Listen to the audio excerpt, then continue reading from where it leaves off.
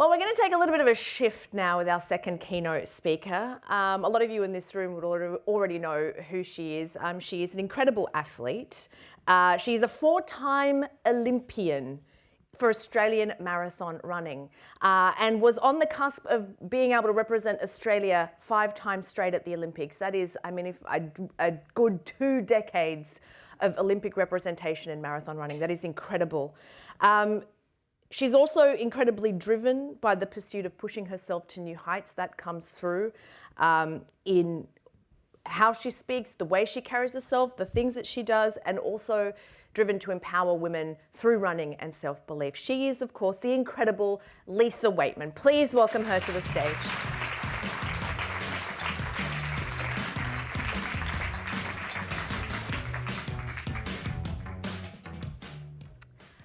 Thank you, everyone. It's great to be here. So I'll get straight into it because I know we've got a packed agenda and dive right in. With empathy is how I was brought up. At home, I was taught to pick up after myself, to put my things away when I'm finished with them, and to not slam the door. Because doing any of these things would have created a much busier schedule for mum and dad. And being a mum, and a busy one at that, I can totally relate to those things now. At school, when a student was mean to another student, the teacher would say, "Would you like that done to you?" And the child would quietly mumble under their breath, "No," in embarrassment. I was brought up with the ability to take on another's perspective, to put myself in the shoes of others and to see and feel exactly how they might feel in a given circumstance. Empathy is powerful. It's helped me empower truly amazing people in my role as a people and performance leader at IBM here in Australia. It's helped me support my team through challenging times of loss, of restructure, of change, and dealing with career pivots. There's no greater gift than watching someone uncover their superpower right before their own eyes. That sparkle that you see in their eyes. And that's what I love about my job. For over 23 years, I've been fortunate to ignite that spark in people, and all whilst competing at the highest level in sport. We've all faced many challenges in our lives, I'm sure. The stories tell it all. But for some, the weight of a life-challenging challenge can really be crushing. And I know that because I've been there. Not just these last few months, but across my entire career as both an athlete and a consultant. What I do hope to impart on you today is the importance of empathy. When we can understand and take on the feelings of others as we navigate life's challenges, it's empowering. We can not only empower others to face the challenges head on, but our resilience deepens as we witness the transformation and see that sparkle come to light in those we empower. When it's our turn to overcome a challenge, with resilience and determination, we can overcome even the darkest of experiences and gain courage and strength along the way. Every challenge we overcome, we build that extra layer of strength, and this becomes your biggest advantage. What a privilege it is to be part of the Women's Agenda Health Summit. Such a privilege to share my story, which I hope will empower you to share yours. And I really hope that you will choose empathy over the me first, and to encourage you to seek the support and look at life challenges with a completely different perspective. So who am I? I'm a mum who has built a career in technology and high performance whilst competing at the highest level in track and field. I read a quote while putting this keynote together. Mothering is one of the most important roles in society, and we treat it like an afterthought. We give awards and recognition to sporting achievements and overlook the greatest achievement of all, being a supportive and consistent parent. That is why I'm a mum first. Being Pete's mum is my greatest achievement, and bringing him up whilst holding on to 2 careers has been a little chaotic and crazy, and I'm certainly in that state of no sleep. I started work life as a 14-year-old, washing dishes for the local pizza restaurant, while I completed my bachelor's degree, and I put a lot of pressure on myself to get good grades. In parallel, I developed a passion for sport. My dad and my cousin played AFL, VFL back then, and my sister and I grew up in male-dominated environments supporting their pursuits. In parallel, I took on a graduate position at PricewaterhouseCoopers And my first experience at work was to document how an accused person was processed through our police and court systems. Remand centre visits, station visits, court visits was an amazing experience for a young person just fresh out of college. I won't forget walking through the remand centre as a young girl with a group of males and what an eye-opener that experience was. Moments like these set the scene for some amazing experience to help clients and to help their clients all around the country. And empathy was strengthened as I worked hard to understand their journey and walk in their shoes. As I progressed from client opportunity to client opportunity across a range of industries, I met new people. I invested months understanding their challenges, what they needed to be successful in their daily life, and worked with technologists to apply cutting-edge solutions to support their everyday. As I moved through the ranks at Pricewaterhouse and later moved to IBM as part of the acquisition, further opportunities presented themselves. I moved from coding and analyst work to managing transformational programs. Helping my team find their sparkle is the most rewarding aspect of my job, and I just really love it. I'm a true believer of the power of putting others first in order to create a positive culture and a high-performing team. I may not have climbed the corporate ladder as fast as my male counterparts, but I certainly know I've had a positive impact on my clients and on my team. So how did I become a runner through all that? My love of running started with my dad and my sister. My first run was on a warm summer's day out in the country roads of central Victoria in Nagambie. I decided to join Dad and my sister for a run 2 miles to the local fire station in the very warm afternoon sun. We got a mile out together and I stopped at the fire station and said to Dad, I don't think I can keep going. It's really hot, I'm thirsty, my legs hurt. And my dad being my dad, he picked me up on his back and carried me a mile home. I was devastated that night. I felt like a failure and I said to him, can we try again in the morning? Off we set the next morning and I made it there and back with a bit more water this time. And this is how my running journey started. I didn't realise it at the time, but it was the foundation of multiple decades of never giving up, of striving to achieve something bigger than the previous day, and of never backing down, no matter how hard it gets. It led me to finish all of the 25 marathons that I've started, and it's why I'm not able to give up easily, and why you'll hear in a moment why I wasn't able to give up easily when I was pushed aside this year from the Olympic Games and from the opportunity to make women's history in our sport and compete at 5 Olympic Games, especially when I was in my career best form. A few years after that hot run on the back roads in Nagambie, I competed in a 1,500 metre event as a junior. I got to the start line in a netball skirt, polo shirt and joggers, having not trained that much, and I stood on the line next to other women athletes in fluoro leotards, fancy spikes and top-notch coaches. I hadn't really trained, and so I was really proud to finish 7th on that day. But I said to Mum and Dad, I want to train next year and I want to come back and win a medal. And that I did. I trained with the boys group because there were no women in our local club in Preston. I joined this daunting opportunity to run with the under 14 boys, imagine. A shy girl, going through that early puberty stage, joining a group of boys and joining their relay team. It was certainly an experience. I then went on to the following year's state championship and I won a bronze medal and had the opportunity to stand up on the dais. And that's how my running career progressed. 2 decades of running at elite level, and I finished 5th, 6th and 8th respectively at London, Chicago and the New York Marathon. I've won gold and bronze at a couple of Japanese races, and I've won 2 medals at the Commonwealth Games for Australia. I've finished in the top 16 in the World Championships and in the Olympics on multiple occasions, and I have a team medal for Australia for the World Cross Country. I can proudly say that I achieved all of those performances whilst working full-time and later raising our son Pete, who's now 9. So let's briefly touch on the elephant in the room, which is the Olympic Games. I haven't spoken out about this publicly since my appeal, and so it's a nice opportunity and a nice safe space to talk about it. So in February 2023, I achieved a quota place for the Olympic Games in a personal best time of 2 hours and 23 minutes.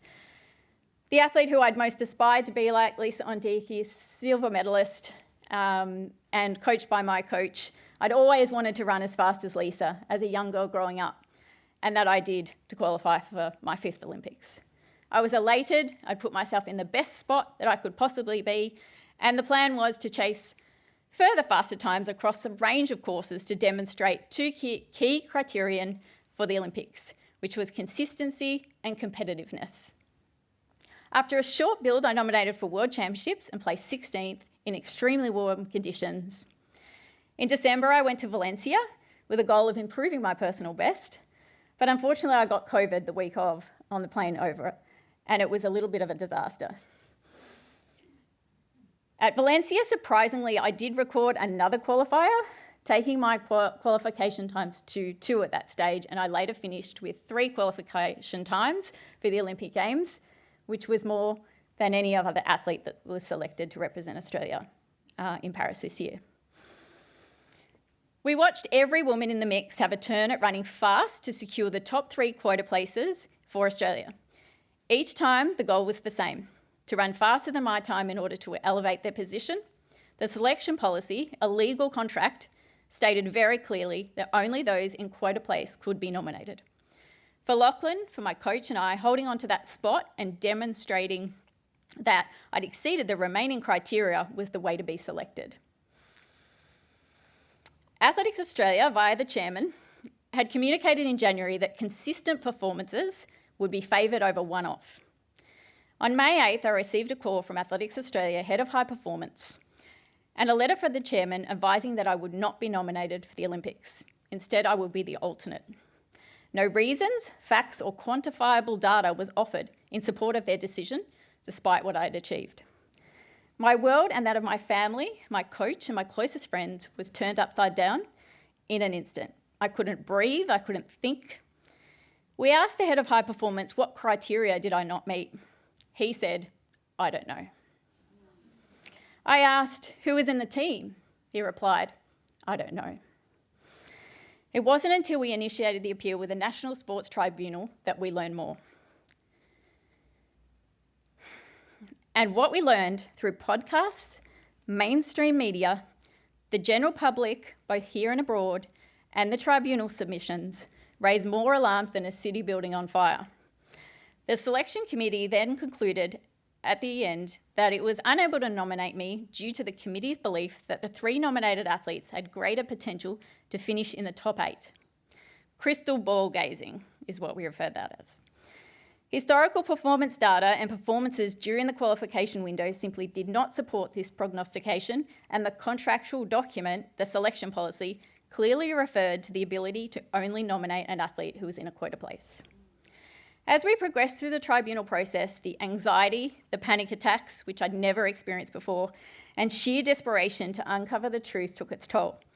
Lachlan, my son Pete, who's 9, had trouble sleeping. We'd wake up in the early hours of the morning in a panic as we waited for the next submission, the next letter, an open letter, and in the end, the final verdict. We'd sit quietly and have flashbacks, and Pete started having nightmares. And what shocked me the most is this feeling of emotional numbness. I was just like walking through life going, is this really where I was meant to be, and not feeling anything. We went from planning this race of my career that I thought was going to be an amazing achievement for both Athletics Australia and the Australian Olympic Committee to what ended up being a complete nightmare. It continued all the way up to the Olympic marathon itself as I prepared up to 72 hours prior from Australia as the alternate. Despite quietly getting on with my life since the appeal, I was mentioned in every article, brought up in every conversation, having never been interviewed or spoken to by anyone at all. Recently, a radio antagonist said, Lisa is embarrassing herself, was one of the interviewers said.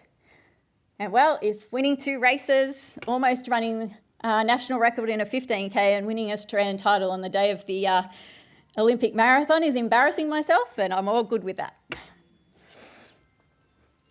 So how did we get here now? It's the stat that was mentioned earlier, friends.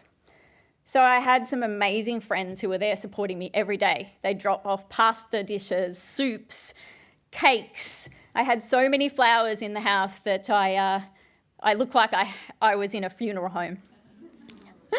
But what I didn't expect was the support I received from so many people. So from my friend Sally Pearson, when the team was leaked to the media, asking how she could help me, the messages, the cards. Somebody even produced a painting, which I'll pop up here.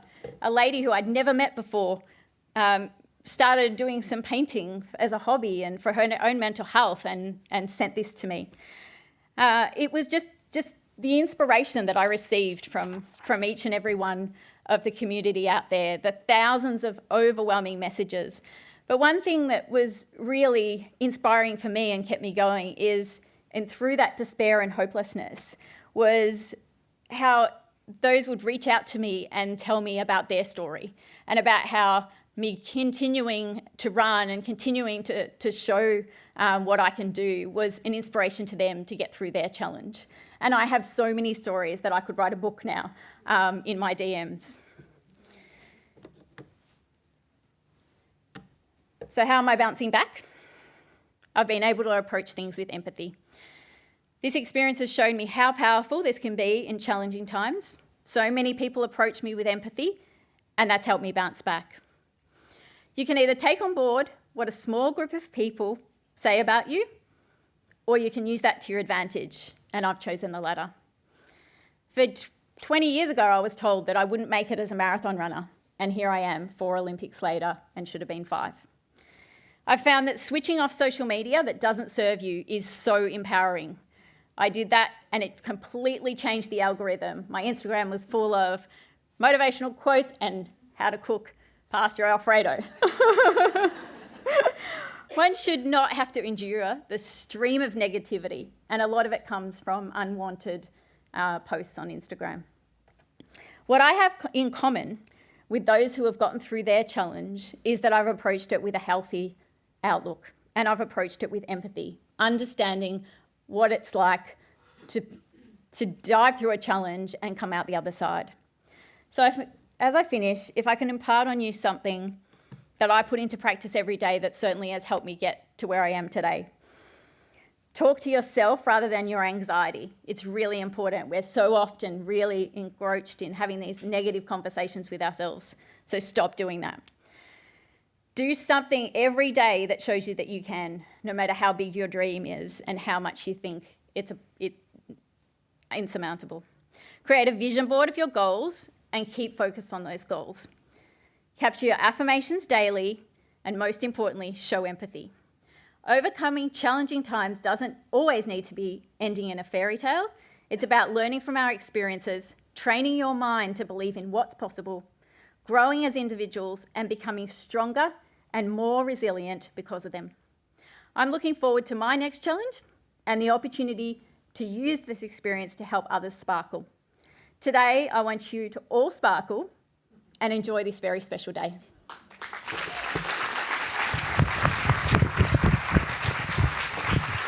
Thank you. Lisa Weightman, everybody. Can I just, do you mind if I just get you to pause on the stage for a bit? I know this wasn't in the rundown. Don't fear. Don't worry, Tala. Don't worry, Angela.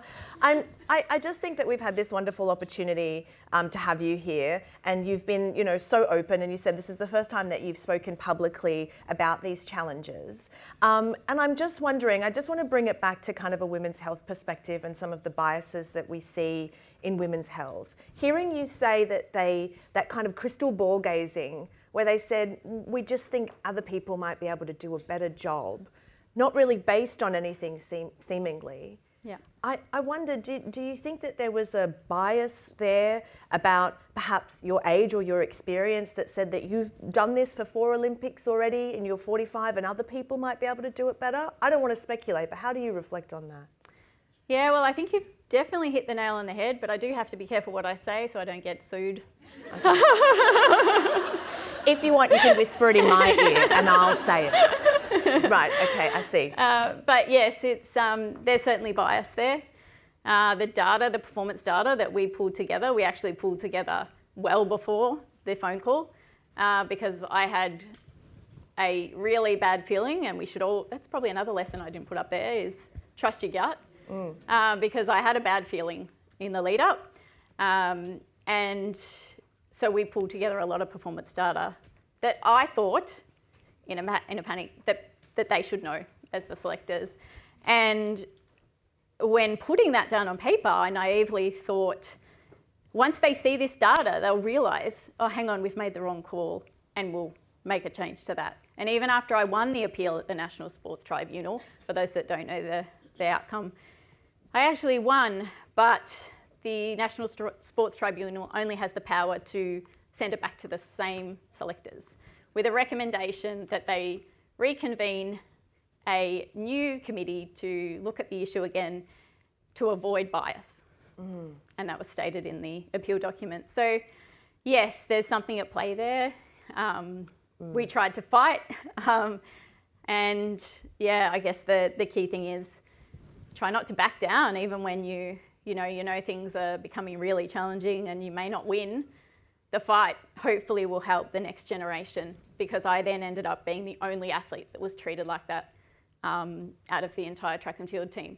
So hopefully at least that might have saved another athlete during this time. Yeah. Yeah, absolutely. And just one last thing, hearing you talk up there, you talk about running these marathons, competing in these competitions, working full-time, raising a child. One, an incredible Venn diagram, but then you also mentioned that, you may have climbed the corporate ladder a little bit more slower than your male counterparts. I wonder, have they represented Australia at the Olympics 4 times in marathon running? Have they done that? Or no? Have they run one marathon? Maybe. Maybe. Okay, the jury's out on that one. All right. Please thank Lisa Weightman. Thank you, Lisa. Thank you so much.